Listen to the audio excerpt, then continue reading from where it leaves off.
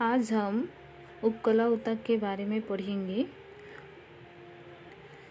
इसमें हम उपकला ऊतक क्या होता है, अभी तक हमने ऊतक के बारे में पढ़े, ऊतक क्या होता है। अब आगे हम उपकला ऊतक क्या होते हैं इसके बारे में पढ़ेंगे। तो सबसे पहले हम क्या देख लेते हैं, उपकला ऊतक की परिभाषा। उपकला ऊतक की परिभाषा क्या होती है?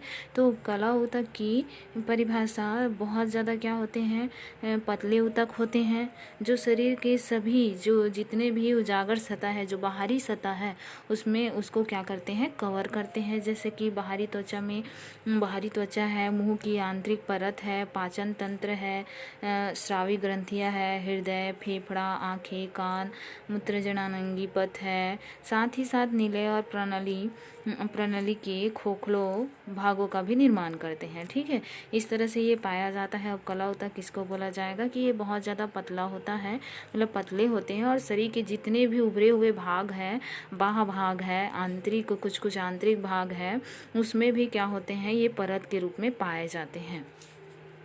ठीक है, आगे हम नेक्स्ट देखते हैं। ये आप इसमें ड्रॉ देख सकते हैं कि एक इसका ड्रॉ है एपिथेलियल टिश्यू का या उपकला ऊतक का ड्रॉ है, जिसमें सिंपल सीक्वेंस में है। सिंपल सीक्वेंस में इस तरह से पाया जाता है। इसको अगर देखते हैं तो, और कोल्यूबल जो है कहाँ पे पाया जाएगा, हमारे जो किडनी होते हैं उसमें पाया जाता है। कॉलम जो है वो कहाँ पे पाया जाता है, पाचन तंत्र में पाया जाता है। स्ट्रेटेड सुक्मस है वो किस में पाया जाता है, जो हमारे मसल्स होते हैं उसमें पाए जाते हैं, एपिथेलियल टिश्यू। नेक्स्ट देखते हैं हम उपकला ऊतक के जो लक्षण होते हैं वो देख लेते हैं। उपकला ऊतक के महत्वपूर्ण लक्षण है, पहला जो है पुनर्जनन और विभाजन का काम करते हैं। पुनर्जनन मतलब वो जनन की क्षमता, बार बार उसमें जनन की क्षमता होती है जिससे ऊतक का निर्माण होता रहता है, और विभाजन की क्षमता पाई जाती है। कोशिकाएं आपस में बिल्कुल सटी हुई होती है, पूरे जो कोशिका होते हैं वो आपस में सटी हुई होती है, और इसकी कोशिकाएं जो होती है, कोशिका कलर नहीं पाया जाता है, मतलब कोशिकाओं के चारों ओर जो कोशिका कलर होते हैं वो मौजूद नहीं होते हैं उसमें। आगे हम देखते हैं कोशिकाएं जो होता है अंतरकोशीय सेतु है, ये संपर्क है, संपर्क द्वारा आपस में जुड़े होते हैं, ये इसके सामान्य लक्षण हो जाते हैं।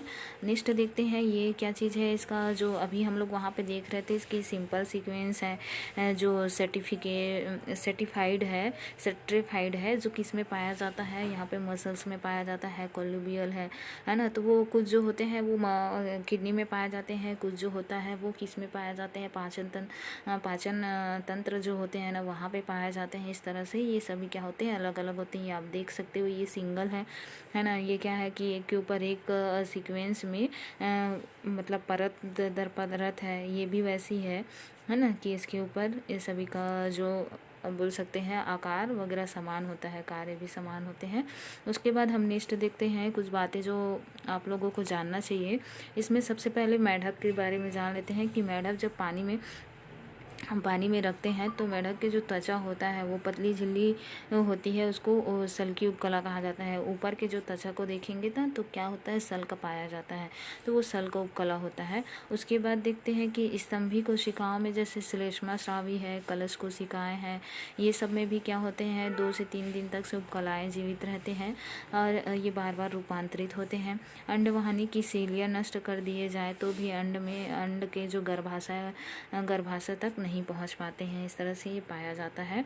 नेक्स्ट हम देखते हैं उपकला ऊतक के कार्य क्या है। तो इसका जो कार्य होता है, जो जीभ होता है, जीभ है, जिगर है, गुर्दे, आहार नाल जो भीतरी सतह होते हैं, एक रक्षात्मक आवरण बनाता है जिसको रक्षीय ऊतक भी कहा जाता है।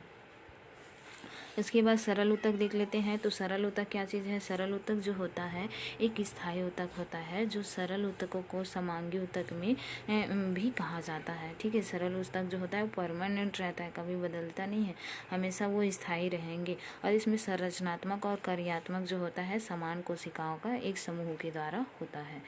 ठीक, आगे हम देखते हैं, ये उसका ड्रॉ है, अच्छे से नहीं दिख पा रहा है, लेकिन ये सभी जो है किसके ड्रॉ है, जो सरल ऊतक की संरचना है। ठीक है, इस तरह से पूरा जो है।